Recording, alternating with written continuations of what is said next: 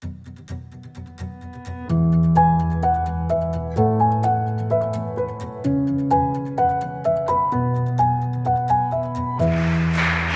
you.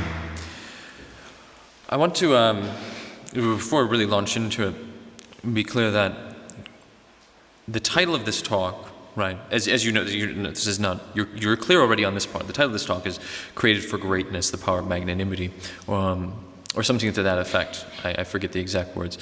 What I want to be clear on is, what does this mean, to some sense? Virtuous leadership, where does it come from? Before we answer the question, what does it mean?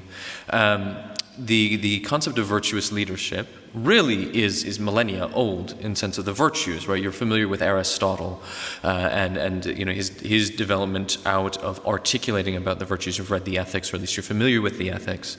And of course, immediately, the part 2 of the Ethics is the politics. So we need to keep those in tension, that right or not in tension, but together, understanding that virtue is not merely personal, right, but it immediately implicates the social and the political, the civic, if you will. But the model of virtuous leadership was brought together really brilliantly by a gentleman named Alexander Havard, who I work with. He's founder of the Virtuous Leadership Institute, really developer of the idea. And he's able to take this whole, if you will, personalistic ethics and be able to condense it down into an articulable model of leadership, which is something that we speak about in our days. This concept of leadership as leadership in the way that we mean that is in some ways novel, but in some ways a representation of what has been around for thousands of years. And in a particular way, we need to bring to bear everything that we know on the needs of our time. But before you can do that, it needs to be personal. So I want to begin, without explaining too much, to jump right in to something for you. To ask yourselves, I'm going to take a moment or two, to ask yourselves, what is it that you want to do with your life? So at the end of your life, put yourself forward, project forward to your deathbed. Hopefully many years from now. Could be tomorrow, you never know. That alleyway is a bit dodgy, crossing it, I know. It could happen, right? I mean, that's a healthy reminder that you are going to die, and you could die at any moment. So none of this putting things off down the road. I'll figure out what I'm going to do with my life when I grow up or something, because there are 50 and 60-year-olds who are still saying that to themselves. But to bring the immediacy of this home to you, imagine yourself at the end of your life and ask yourself the question, what is it that you want to have accomplished? What will be your legacy? What are you building? What are you doing with your life? What is the story that you're telling with your life that you are leaving behind? What is the impact you want to have had on the world? What is the impact you want to have had on the world? This is a helpful way to make decisions, by the way, too. If you think, when I'm on my deathbed, which would I rather have done? It really, makes you focus on the priorities. But what is it you want to have accomplished in your life? You don't have to have a full answer to that right now, but begin thinking of that question, framing things, have that in mind here. So philosophy has always existed, and to answer a handful of questions, one of the most important questions, of course, is what is a good person? What does it mean to be a good person? This is a picture I'm sure many of you are familiar with. Plato and Aristotle and a bunch of other philosophers, people you may or may not recognize, and somebody with fabulous gold hair running off the scene just off the picture, which isn't included here. But this is a piece of art from the Stanza della Segnatura in the Vatican, right? You're familiar with this. Give me some indication. Okay, because you're familiar with this. So you know this piece of art. You've seen this. You know it's called the School of Athens for some reason, actually, because an artist a few generations later decided to call it that, but it's not really the School of Athens. It's philosophy. This is simply titled Philosophy. And it's not a piece of art. It's a piece of a piece of art. It's only one portion of a piece of art. And this is important because it frames the whole context of what we're talking about here tonight. And so I will say, you see Plato and Aristotle here at the center of this portrait. There's this mural called Philosophy.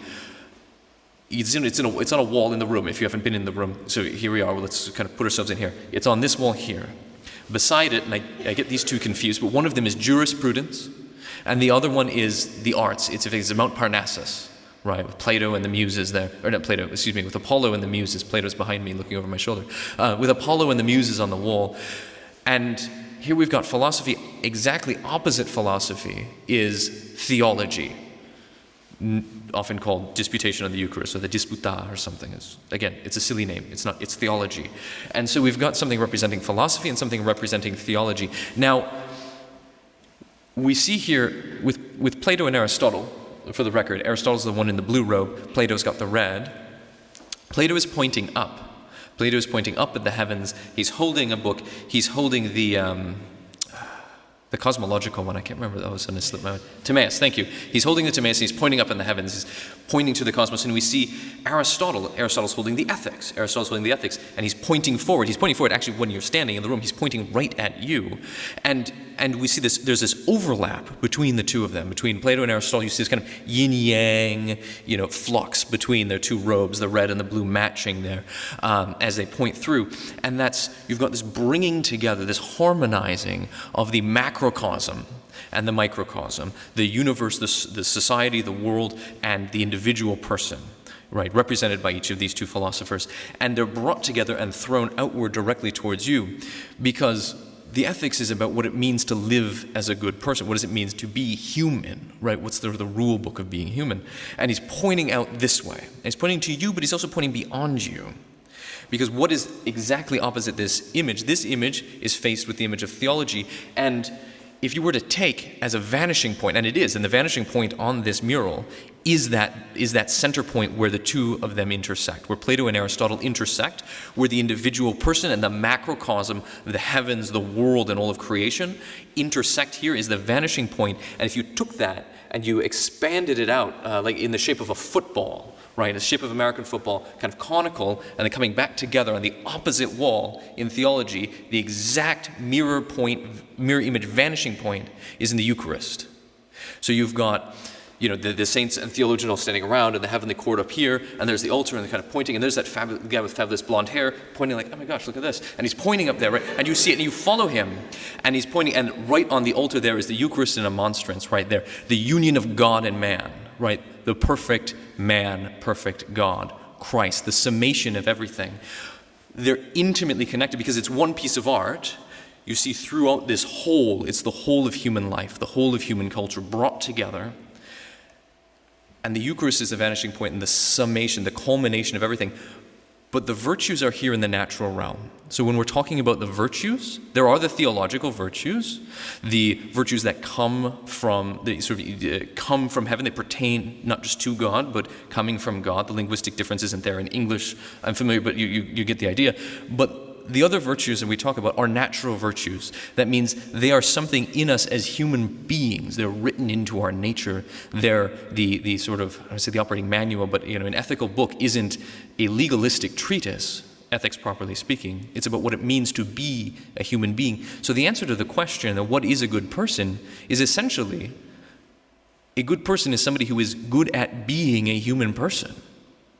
It's not something above and beyond the way that we're made. Now, we recognize the reality of the fall. As Christians, we know this. We are flawed. There's an original sin, right? There's a weakness in our nature, but the nature itself is capable of these strengths. So this is not something supernatural. This is not something that we sit and wait to be infused by God as something superadded to our nature, but rather it's in our nature itself, these habits, these virtues. So somebody who is a good person is somebody who is good at being a human person. What is a virtue? A virtue, in a very technical definition from the psychological side of things, if you will, is that a virtue is a dispositional trait that is acquired by habit. In other words, it's a strength or a particular human excellence.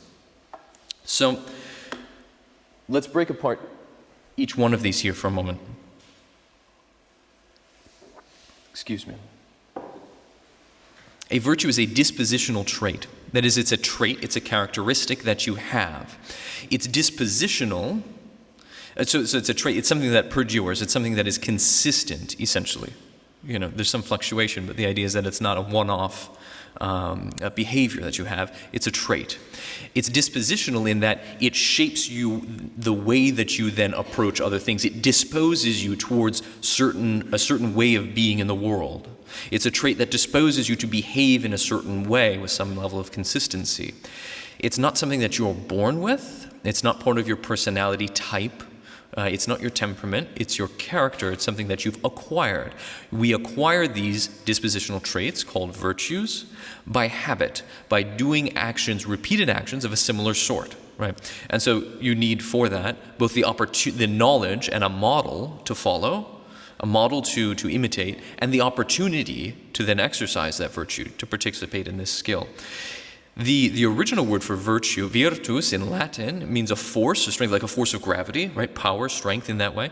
The Greek word, of course, that Aristotle uses is arete, which means excellence, right? It's excellence. So somebody who's a virtuous person is an excellent person.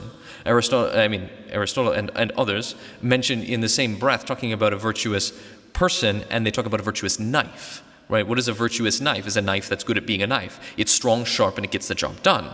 The same basic principle applies to human beings, right? So it's a strength, it's a human excellence, it's an excellence at being human. And it's acquired, and it shapes you. These are the key things to a virtue.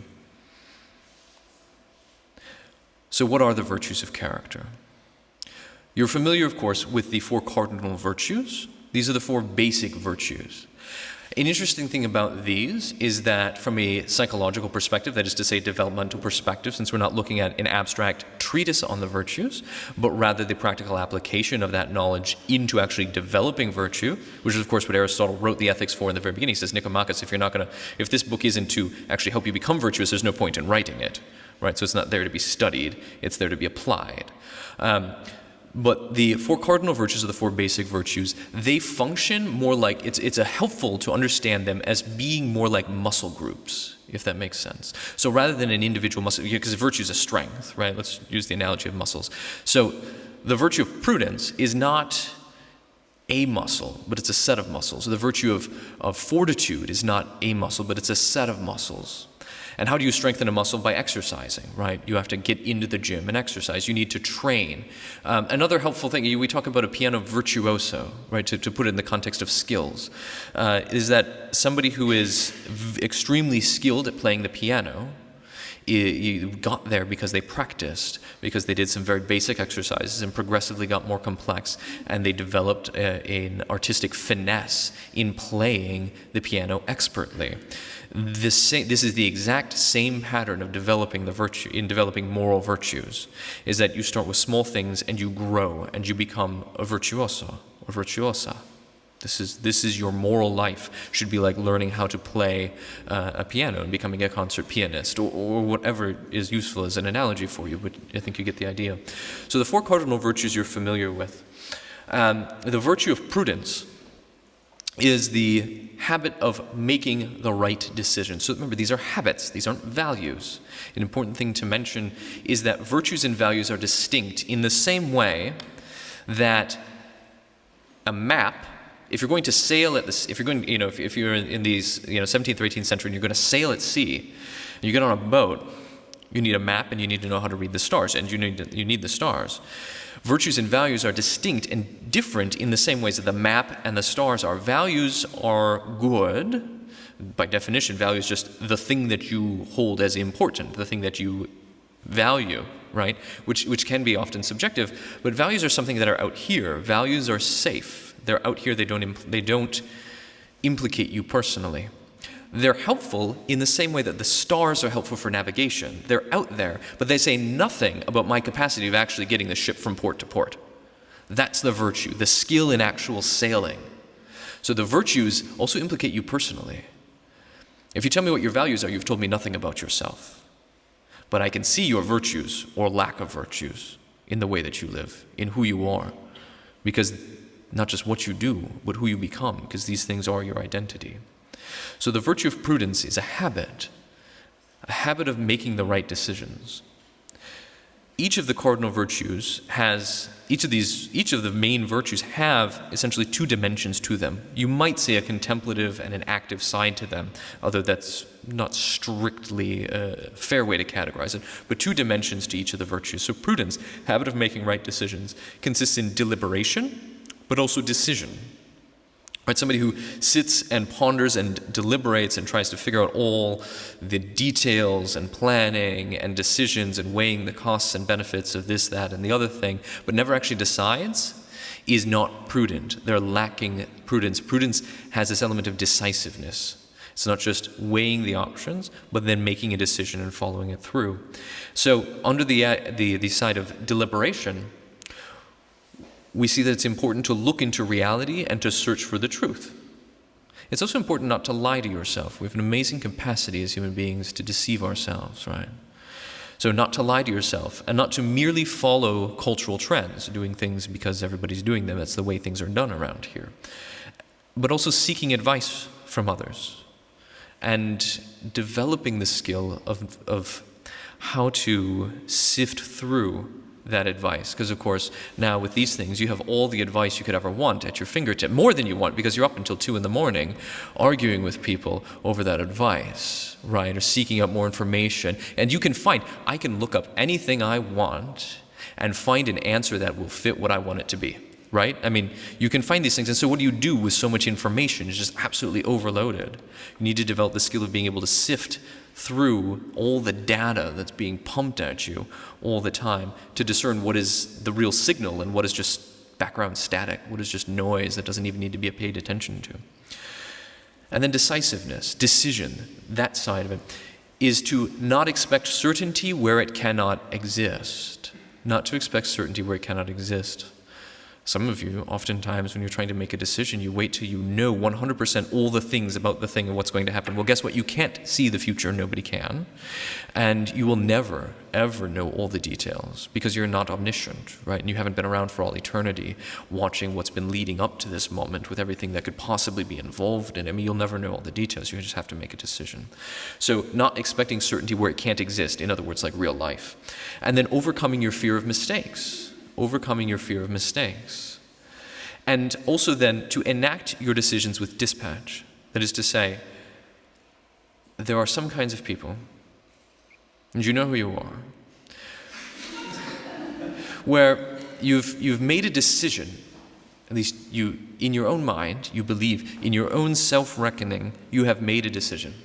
I have decided I will buy, say, the blue pants or the black pants. I'm going to go with the blue pants. And you've internally made a resolution. You've written down whatever thing I'm going to do. Yeah, there it is. All right, I feel good about it. And you're still sitting there, right? You haven't done the thing. You haven't really decided. You've made an internal commitment of sorts to the thing. You say, no, I've decided what I'm going to do. I've decided what I'm going to do. But until you actually take steps to begin carrying that out, that hasn't really followed through. So that comes back to the other part about not lying to yourself, right? You can't get away with it now. Not invincible ignorance. You've been warned, right? You've been brought awake to this. And not everybody struggles with that, right? But you know who you are, and now I know who you are because you're like smirking at yourselves and giggling. And so when you make a decision, you need to then carry it out to enact it with dispatch. And prudence is essential for leaders because it begins with self-leadership, of course. You need to make the right decisions pertaining to yourself. But goodness, I mean, if you're going to lead other people, and especially the complexities of an intricate system that is an organization of people, any group of people, you've got real human beings, immortal beings on your hands that you're responsible for. You better have that virtue of prudence, the habit of making the right decisions. Then there's the virtue of fortitude, or courage, if you will. We change the names and makes them nice, more modern sounding. You like that, right? Yeah. Anyway, the virtue of courage is the habit of staying the course, which has 2 elements to it. Actually starting the course, audacity, launching out, boldness, right? The ability to begin something. But then also the other side of it is endurance. The other side of it is endurance, is putting up with things over the long term, pushing through the difficulties. Now, you may notice that you tend to struggle with one or the other elements, right? These two aspects of each of the virtues. Because we're made differently, and we'll touch on that a little bit in a bit, we have different predispositions, different sort of natural inclinations. And what goes along with that is that some of us will tend to struggle more with audacity and have no problem with endurance, or have less of a challenge with endurance. And some of us will just naturally be weaker in the area of endurance, but have no problem with audacity, with boldness. Same goes for prudence. Some of us struggle with deliberation because we're so quick to make decisions and put them into action. We're going to do the things, and the people, they're going to go over there. We're going to do things. Whoa, slow down, think, right? Others like to think and deliberate and plan and make out spreadsheets, and we're going to do all these things, but you never actually do anything, right? That's your area of challenge. Because we're not all the same. We don't all face the same challenges in the same way. We all need to develop the same virtues, but we're challenged in different ways. So the element of the dimension of the virtue of courage that is audacity is to check that your goals and means are, in checking that your goals and means are just, like have the boldness, the courage to actually investigate, and have develop the habit of learning to run risks. You can't, there's a tendency in the way that we're brought up to do things is to sort of hypothesize about the possible outcomes in a very utilitarian, consequentialist sort of way. Hypothesize about the possible outcomes and then, take limited risk. Is this a high-risk area or a low-risk area? Decision, right? Do this option or that option. But the problem is that in real life is so complex that you can't actually mathematically calculate the likelihood of something happening, because it's the things that you can't predict often have the most impact on you, right? The things you can't plan out and predict often are the things that have the most profound impact to either success or utter ruin, right? So you need to learn how to run risks. There's that virtue of prudence again in terms of what decisions you make, what is responsible risk-taking that isn't just reckless behavior, but you need to cultivate that boldness to take risks, like getting out of bed in the morning, things like that. Because you never know where the road might take you when you step out onto it. Endurance. The element of endurance is the pushing through the difficulties, right? So you need to learn to persist in the face of obstacles, because whatever you decide to do, there will be obstacles. Getting out of bed, but the floor is cold, right? Well, push through it, things like that. Also faithfulness and patience, learning how to practice this, because sometimes the difficulties and the challenges that we face in carrying out some action is not merely some sort of obstruction in our way, but the sheer boringness of the same thing over and over again, like water torture, just, like little drops wearing away at the stone. To be able to push through the challenge or the obstacle of just the length of time that something takes to accomplish. And therefore to live each moment boldly and heroically, right? Not just wait for it, whatever it is, to be accomplished, but to bring your whole dedication and zeal into every moment is to carry this out. Self-mastery, formerly known as temperance, but because of various forces of in the 20th century, that has come to mean not drinking alcohol, which doesn't help. I mean, drinking alcohol helps, but anyway, that's aside the point. But we often want to cling to the idea of self-control. I will control these things, and we're all very Kantian about this. If I can will through my sheer willpower, like my, some sort of vice grip, I will steer myself right. And this is not helpful either, because the virtue in itself really is about directing the passions. It's the habit of directing the passions, not merely restraining things, let alone restraining yourself, as though restraining your true self were at all a good thing. That's bad. Usually when you're behaving naughty, it's not because you're being your true self, you're being your false self, an untrue self, right? That's what it means to sin, that's what it means to be corrupted, is to be unreal, not more real, or some alternate thing, as though sin or bad behavior or vices were real. They're not real, they're the opposite of real, that is, they don't exist. Right, they have real implications, but it's unbeing. It's not being, positively speaking. So self-mastery is just as much about driving forward and energizing the noble passions as it is about restraining your passions that are out of line. So you want to subdue the evil passions, if you will. You want to subdue feelings of envy and pride, greed and lust, pleasure, and unrighteous wrath, right? We need to restrain those things. We just subdue them, not just pull them back and stuff them in. This is not healthy. This will not work. But to then, to subdue those passions and also energize then the noble passions. Energize the noble passions like love, noble desires and ambition, seeking after high goals, and righteous anger. Anger is not a bad thing in and of itself. The passions are not bad, right? And I use the word passions and not merely emotions, because the passions also include desires. Passions is the things that I undergo, the things that are responses in me to something outside, whether that's outside in the strict sense or whether it's something that I'm recalling to mind, right? I think of this and then I get all angry, that kind of thing, right? So outside, relatively speaking. Or an impression of something from the outside, but it's a response to something other than yourself, right? So it's the passions. And that is the emotions, feelings, what have you, but also the desires. So you can desire the wrong things, but you can also desire the right things. The goal of life is not to eradicate desire, right? No, it's to desire the good and not things that are bad, right? And this is so important to remember, and this is why this particular image is a very helpful image for this. This is a perfect, I think, one of the best depictions of self-mastery because of what she's doing that you don't see right now. Anybody familiar with this painting? Anybody recognize it?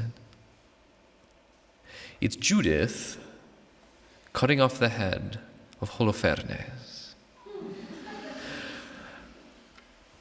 And that takes self-mastery, right? You know the story of Judith, what she did, right? So the Jerusalem is besieged, and Judith, the devout widow, young widow, mind you, comes down from praying, and she goes into the enemy camp with her handmaid, because it's always good to bring a friend. And you go into the enemy camp, and you basically invite yourself into the enemy general's tent for drinks. And right, one for you, one for me, two for you, one for me, right? Until he gets drunk and he passes out. And she sits there stone cold sober and says, great, now let's cut off his head. Right, you know the story. This is Judith, she does this. Yeah, good, strong woman. She not only has to restrain her fear, or subdue her fear, rather, because I'd be at least a little afraid if I were doing that, right? I mean, just a big burly guy, Holofernes, because the picture that you don't see too. I mean, big beard, grizzly dude. He's been through a lot of battles, and he's gonna try and tear down your city and kill everybody in it. And he has no worthy intentions of you being there that night. And to be able to hold your own, you need to subdue the evil passions, but you also need to energize the noble passions. You need the passions to do good. You cannot have virtue if you are not ignited, if you are not passionate about the virtuous action. If you have no emotion behind your action, you are not virtuous, you are a functionary. You're working at it, you're getting there, but it's not a virtue yet. But you need to energize the noble passions because that takes a lot of emotional strength to go in there, not just to subdue fear, but to follow through the act of cutting off Holofernes' head. Because I don't know if you've ever had to hack somebody's head off, but they don't come easy. Particularly a thick, sinewy warrior from the desert coming across to besiege your city. It takes some work. And I imagine she didn't exactly have like a giant X-Acto knife or a chainsaw or something.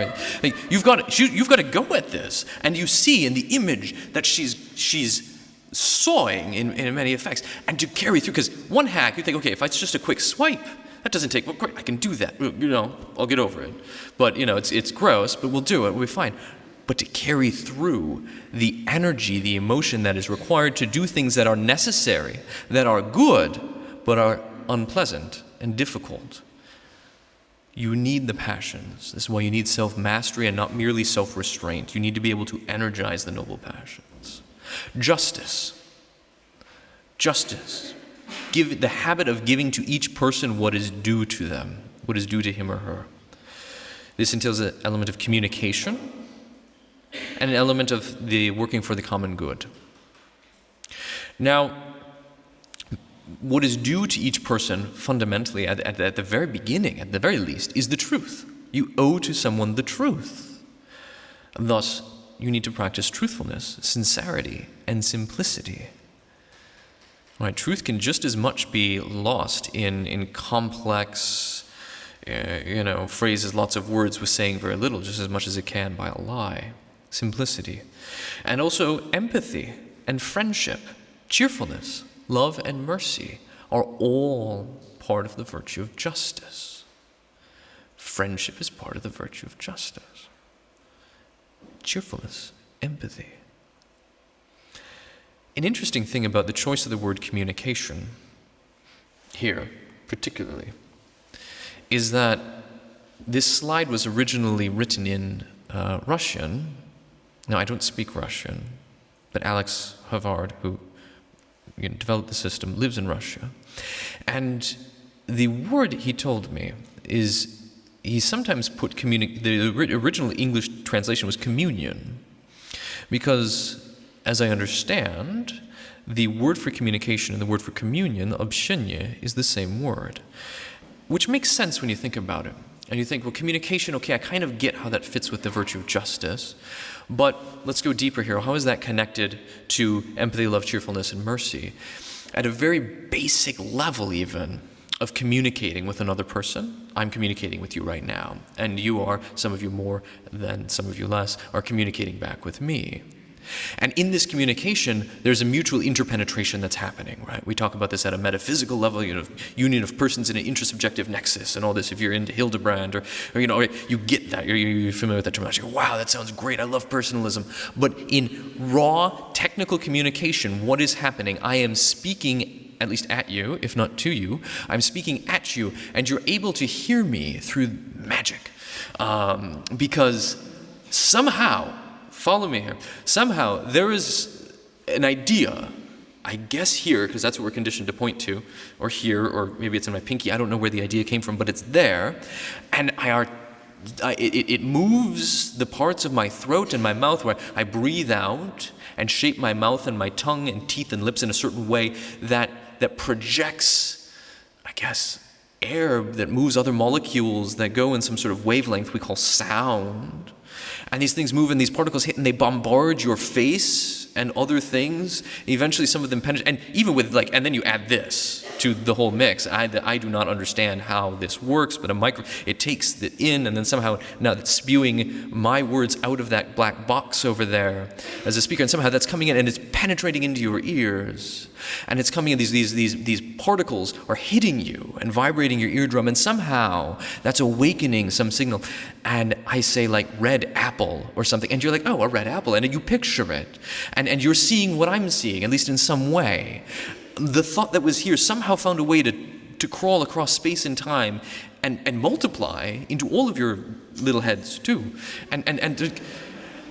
And I know that you're hearing me and you're understanding to some degree what I'm saying, because then likewise, light, whether they're photons or waves, depending on how we're measuring them, hits your faces, and bouncing off of that, which actually gets really gross when you think about it. My understanding of the real physics of light is that it doesn't, strictly speaking, bounce off of you, but it actually enters into the matter, then rejecting out other latent photony stuff, whatever, light juice, out of the thing that then flies through the air and is entering into these jelly balls in the front of my head, and somehow, and I'm seeing you, and so you're communicating with me, and in this way you see we're entering into an interpersonal communion just through the fact of talking to one another. So it's very natural, of course, that the element of justice, that is communication, entails at a much deeper level communion of persons. And then there's also the element of working for the common good, right? Industriousness, doing good work in a good way. faithfulness in family life, being faithful to your family, and the sort of generative fidelity that happens within that family life that can actually create new life and foster growth and cultivation of those lives. And then citizenship, that is working for the common good in your concrete, specific polis, whatever that is. The unit in this case for you here would be first and foremost, primarily the community of students here at ITI, right? And even in a smaller way, perhaps in your particular dormitory apartment, right? They think in those ways. It's very tangible all of a sudden. And those are the 4 cardinal virtues. They're the foundation of leadership. They're what we say is necessary to be good. But it's not enough to be merely good. For too long, we have abdicated our responsibility for leadership. Christians, for the last couple hundred years, have almost consistently retreated from the public sphere, from society, because of a misunderstanding of humility and a misunderstanding of the relationship between nature and grace. And we know now, which we've known all along, but it's important to recall to mind that it's never enough to be merely good. To say, well, that's good enough is not good at all, because if, speaking morally, right, I'm good enough. There's something lacking in that, right? I say I'm being content with the mediocre. And we've been embracing mediocrity to our detriment. It's not enough to be merely good to become good. In order to become good, we must also be great. We need something more than just the 4 cardinal virtues. Leadership is about achieving greatness by bringing out the greatness in others. Achieving greatness by bringing out the greatness in those that I serve. And in fact, bringing people out into greatness is itself the service of leadership. The first and foremost service of leadership is to help the people that I lead to become who they are meant to be, to put their skills and talents at the service of their mission that God has given to them, to become who they were meant to be, and themselves to become leaders in the world. Because in society today, we see a crisis of leadership. There's a crisis in leadership. This is no surprise. And the crisis in leadership is a crisis of magnanimity.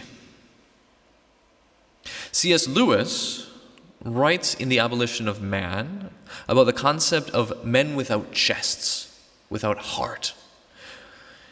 He says, in modern Western society, we see a great emphasis on the intellect, knowledge, even more so today than in C.S. Lewis's day. There's all this information that's available, all this more information that'll make it better, more easier access to information that'll solve the problems, and a great emphasis on the passions, right? The passions are running wild. Now, we all know, if we understand classical philosophy, well, the ideal is that the passions are ruled by the intellect, right? The themos and the epithemos, or the irascible and concupiscible passions, are ruled by the intellect, like a chariot rider on the 2 horses in the chariot, Plato's image, right? That kind of thing. But what you miss in that, when you go back and look at it, you see it, if you read those texts. But what we're often missing is the idea that the intellect doesn't just rule the passions, it rules the passions through the will, through the heart. And the problem is that the concept of will has been distorted in modern philosophy, which has impact on our daily lives in the way that we talk about will and willpower and all of that. What we're lacking is a heart. The heart is atrophied. That center, the core of your personhood, is atrophied. It is the seat of all that is great in human potential. With that, though, means it's also the seat of fear. It's the seat of anger and the seat of anxiety. And so it's seemed safer to repress the heart, to not exercise the heart, because it could be dangerous. And we're afraid. And the problem is that when your heart has atrophied, when the core of you has atrophied, you don't have that strength. You don't have the drive. You don't have the arena wherein the intellect can rule, where the intellect and the passions can work in harmony together. You're lacking that throne, as it were. You've dethroned yourselves by allowing your hearts to become atrophied. And an atrophied muscle is easily inflamed. The heart of the person, if atrophied, will rapidly inflame when provoked, when poked by something.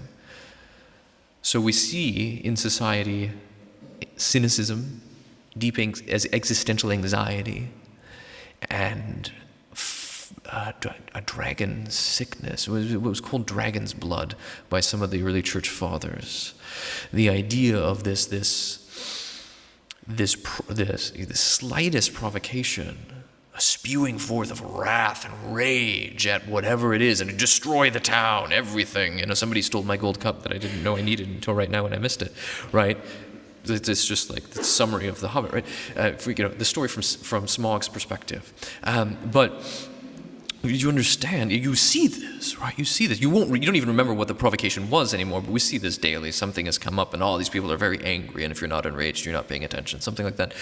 Because this is all very much connected, because when you haven't cultivated the virtues of the heart, when you don't have a strong heart, when it is atrophied, all it takes is a slight prick, and that heart becomes inflamed, and with wrath, with rage undirected towards self-destruction. And that resolves down then into anxiety, cynicism, scandal, fear, the inability to cope with the day-to-day things the realities of everyday life. The problem is pusillanimity. Right? The way to talk about there's a word for this atrophied heart. It's pusillanimus, right? Having a small soul, small breath, small heart, no drive. Faint-heartedness is often the translation. Right, so if you think, I'm not small-hearted, I don't just sit and embrace the mediocre. But then when something difficult or challenging presents itself to you and say, I don't know if I can handle that. That might be a little bit beyond my capacities. You're not wrong necessarily in saying that. I have all the greatest sympathy for you. But that's pusillanimity. That's what it is faint-heartedness. That doesn't mean it shouldn't be treated with mercy. St. Benedict says in his rule, right, that the abbot should direct all things so that the strong have something to strive for, and the pusillanimous don't have something that will crush them, right? It's not so burdensome that the pusillanimous will be crushed. Right? He makes allowance for this faint-heartedness, for this pusillanimity. But if the problem is pusillanimity, what is the cure? Magnanimity. The answer is magnanimity. If pusillanimity is small-souled, small heart, magnanimity, which is like the Grinch, by the way, right? 2 sizes too small. Anyway, and the magnanimity is great-heartedness, great-spiritedness. Magnanimitas, right? Magnus animus is the awareness and affirmation in action. This is a habit of the awareness and affirmation in action that you are worthy to accomplish great things. Magnanimity. The classical philosophers write about magnanimity. They say the magnanimous man is the one who considers himself worthy of great things. And the Middle Ages Thomas Aquinas, radically deepens and transforms our understanding of the virtue of magnanimity by adding one word. He says the magnanimous person is the person who recognizes that they are worthy of doing great things, not merely to receive honors, but that if I am made in the image and likeness of God, I have amazing capacity for greatness in this world. And if you have access to divine revelation, you know that not only do you have that capacity, but you have been given the positive command to go and do great things to the ends of the earth, to bring the kingdom of God to wherever you go. So magnanimity is the habit of striving towards great things. It has the element of contemplation, that is the awareness of your dignity, the awareness of your talents, and cultivating that capacity to dream, to actually spend time in silence interiorly, to allow yourself to be moved by beauty, to encounter other people in such a way that awakens something in you, awakens a fire in your soul that says, I can have a dream of what could be. I have a vision of what I can do or the way that things can be in the world. And the other side of magnanimity is action. Not only awareness of your dignity, but the affirmation of your personal dignity. Standing strong when that is required of you. I say, I have dignity, but I allow people to walk all over me. This is not.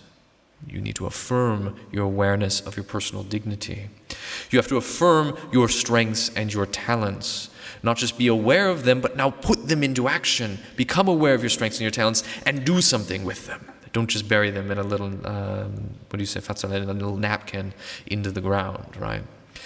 With the coins, the gospel parable. Yeah, okay, good. At least if you would have invested in the bank, that would be something. But you must do something with your talents then. And not only cultivate the capacity to dream and have a vision, but then to take that vision and to work tirelessly towards putting it into action. Take a dream and make it your mission. Not just to dream about it, but to put it into action, to say, this is a mission, this is a thing I will accomplish in the world. Not merely pining for the fjords or whatnot, and you're just a dead parrot wishing that someday something would happen. No, you must do. The other virtue of the heart, there are two virtues of the heart, and they're two sides of the same coin. They're not opposite poles. They're not opposite poles on the spectrum. They're really two sides of the same coin. If you will, like the two sides of the heart. Right, two sides of the heart: magnanimity and humility. Humility is the habit humility is essentially the habit of living in the truth. The habit of living in the truth about yourself and the truth about others. So it is self-knowledge and service.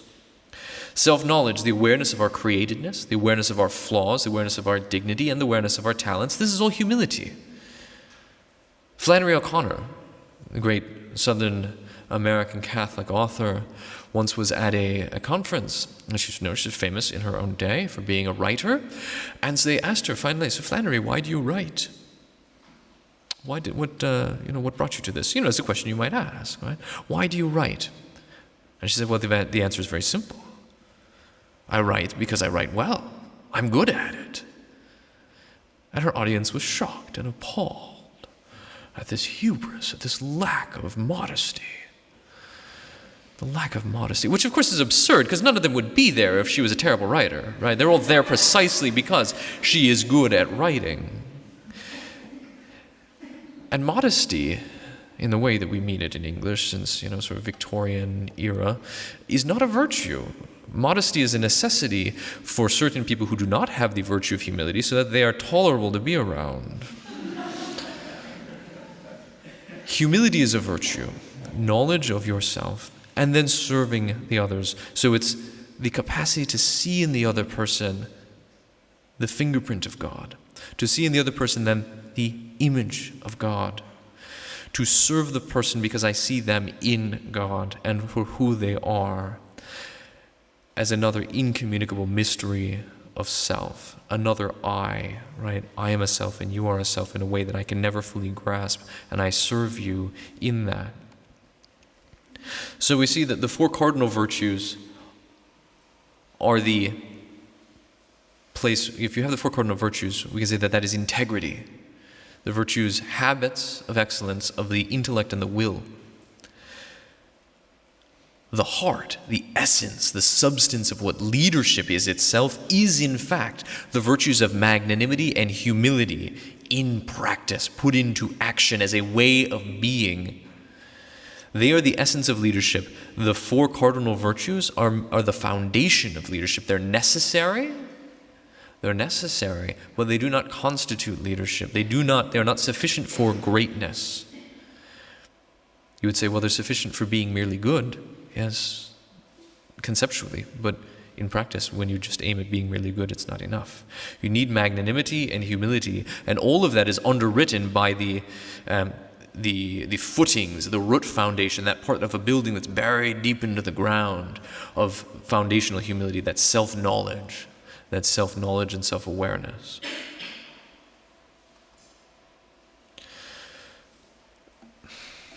So what is at the heart of developing the virtues of the heart. What is at the heart of magnanimity?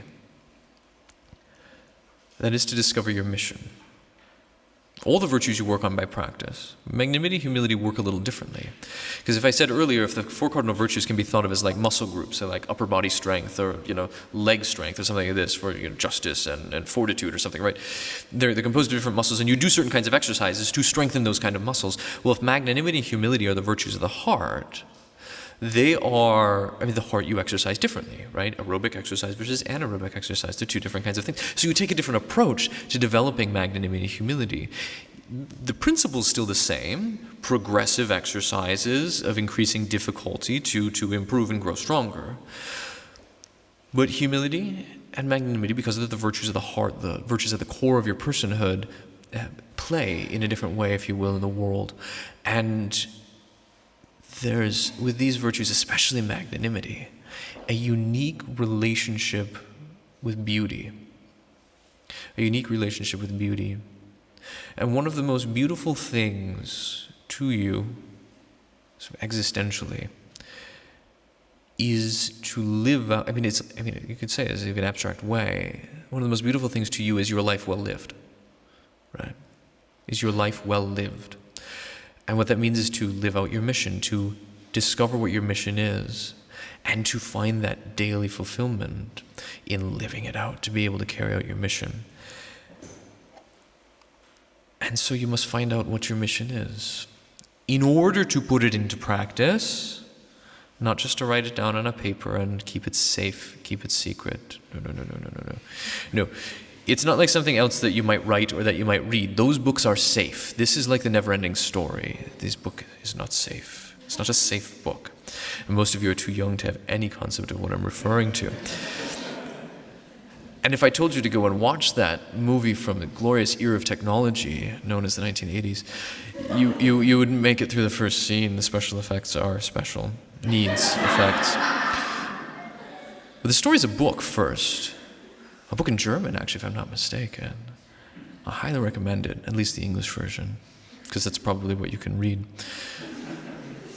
But it's good. The movie's actually better, but in terms of the story. But it's not a safe book you're writing out of what your mission is. You need to discover your mission because it's a call to action, which means you need to do something, which means you need to change. And of course, a favorite saying of the recently canonized St. John Henry Newman is that to be perfect is to have changed, right? To live in this life is to have changed, and to be perfect is to have changed often. And he's got a beautiful meditation, too, on the eternal stability of God, but my everyday changing. And you can't think that you can't change. Don't get seduced into that. Like, well, if I don't change, it'll be safe. No, you're changing anyway. You're rotting towards the grave every passing moment, right? I'm summarizing in shorter words what Newman says in many words. But he says, right, you're everyday changing, whether you like it or not. Let's make it a change for the better. But it's a call to action. Your mission is a call to action to do a certain thing. It's distinct from vocation. Your vocation is a call to live in a certain way, a certain state of life. It's a certain way of being, if you will, right? To be in a certain way. Your mission is in some ways more subjective, is a call to do a certain thing. A call to do a certain thing. Alexander Solzhenitsyn is somebody you should become familiar with, if you're not, especially now. Please, when you go back, look on YouTube, you can find his 1970-something speech at Harvard, one of the most profound things in terms of its impact on the world, and potential impact on the world. Please do homework. Watch that. But Alexander Solzhenitsyn, who was a writer, and he spent many years in the gulags in the Soviet, under the USSR. He was sent to the gulags, and he wrote about his experiences. Why? Because he's a writer? Because it was safe to write? No. Because he particularly needed something to occupy his time? No. Because when asked by Alex what he would say his mission was, he responded, "My mission was to be a memory for the people, Alexander Solzhenitsyn's mission was to be the memory of the thousands of people who have no voice because they died, they perished in Siberia, they perished in the gulags. My mission is to be a memory of the people of old Russia before the Soviets. This is what he said. And so what did he do? He wrote their stories. He wrote something to carry on that spirit. His job was just to be the vehicle for the memory, that memory might live on. That is a call to do a very specific thing. So your mission is distinct from your vocation. Oftentimes we may find ourselves thinking about discerning my vocation. You need to understand what your mission is as well, or perhaps that may be the way in which you actually discover your vocation. Because your mission is a call to do a certain thing. Now, your mission is intimately connected, is inseparable from your story. Your story. Who you are. What is your identity? Your mission is really part of your identity. Your identity and your mission are bound up together as one. And that means you need to be able to tell your story. Begin to write down, what is your story? Who are you? Where do you come from? What has happened in your life? What are the things that have shaped you? What are some of those profound experiences in your life? Who's had an influence on you? These things. You already understand yourself, who you are. If I ask you the question, who are you? You may not articulate it in terms of a story, but inside your brain, you're framing it already in a narrative perspective. We as human beings are narrative creatures. We understand our identity in terms of story. So you living life, you are storying something. You are storying yourself in everything that you do. Storying, narrating. You are narrating this. You are telling a story. And you may find, as St. Augustine found when he took up the, if you will allow me the term, essentially a therapeutic exercise in writing what we call the Confessions, he is restructuring the narrative of his story. He's not just retelling the facts as everybody would point them out. Why else would he dwell for like 3 pages on some incident with a fig or pear or fig? No, it's a pear, right? Yeah, it was some incident with a pear. See, even I got bored with it. It was some incident with a pear in his pre-adolescent years that really is sort of inconsequential, dude. Seriously, get over it. Because he's finding those things that are imbued with meaning for himself. And I would bet you anything that prior to sitting down and writing that portion of the Confessions, he didn't think much about that incident. You see, you let things pass, but then when you sit down to write things out, to actually tell your story and perhaps redact it and retell it, that you discover new things. Some small little twitch on a thread somewhere that was meaningless until now. And all of a sudden it starts to grow and unpack and flower. So you tell us your story, be able to write your story down. And I mean write your story, I mean this very explicitly. Sit down and spend some time writing about these things to find out who you are, because you don't know who you are, and you are not who you are, but you need to become who you are. And you do that by discovering and carrying out your mission. One of the things that is a essential part of your story is your people. Who are your people? You're not alone. You're not some monad trapped, floating in the ether above the Jersey State Turnpike. You are not isolated from other people, buffered from interactions with others. You are not self-created. You are a man or a woman with a history and a memory. Your story isn't about you. I mean, it is, but it's not only about you. Your story began a long, long time before you were born. You wouldn't be here if your mom and dad hadn't crossed paths at the right, certain day, or if that first date hadn't gone well, right? You wouldn't be here if your great-grandma and great-grandpa, and that's how many of them, you've got 4 grandparents, so that makes 8 great-grandparents. That's a lot, and you start taking that back. It's a lot of people that things had to align just right for you to be here. There's a whole lot of story before you enter it, right? I mean, you could have gotten hit by a bus coming here today. Like, that's a part of your story that thankfully didn't happen. That's great because you're here. Wonderful. Things could have gone otherwise. But there's people who live on in you.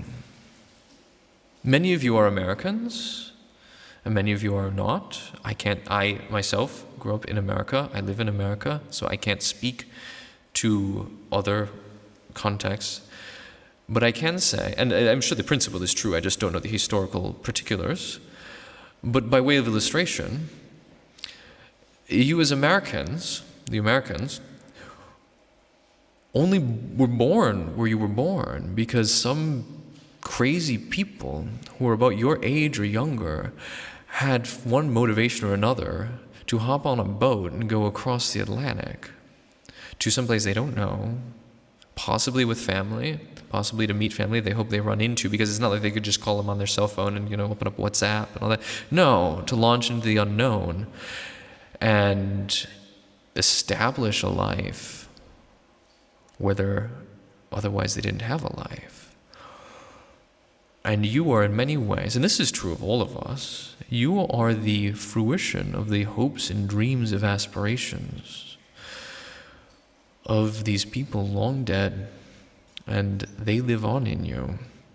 And their stories have become your story. And your story began in them. And so you were in them too, which is, of course, the biblical way of looking at ancestry and generation, is that you existed in them, and you do. And in some way or another, their influence lives on in you. I mean, you didn't make your own blonde hair. I mean, maybe some of you did with, chemicals and whatnot, but, you get the idea. You have more than just your physical traits and characteristics inherited from them, or the influence that lives on in you, and it can be powerful. You are not only yourself. You must also know your temperament, right? We're all made differently.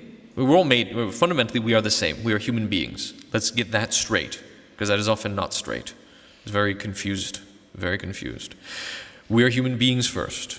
We are not different temperaments. We're not fundamentally different. We're fundamentally one.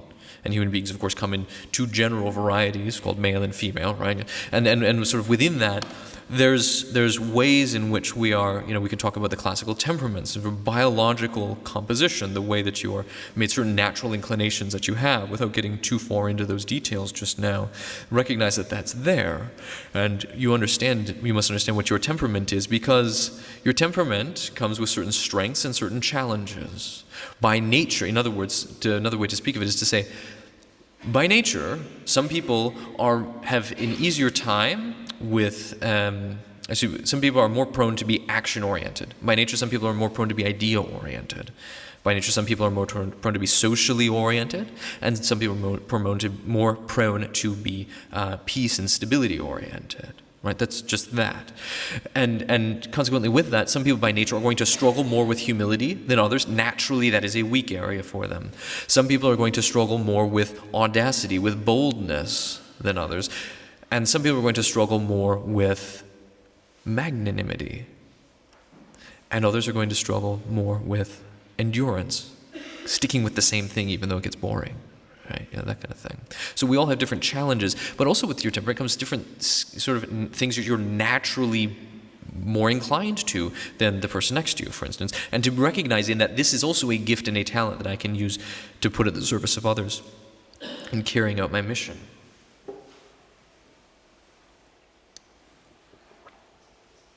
Which brings us to the point that you need to discover what it is that you're good at. Now, most of you are just simply at an age in your life where you haven't done enough things to really know the thing, this is the thing that I'm amazing at. And some of you do. And some of you think you do, but your friends would probably tell you otherwise. So your talent.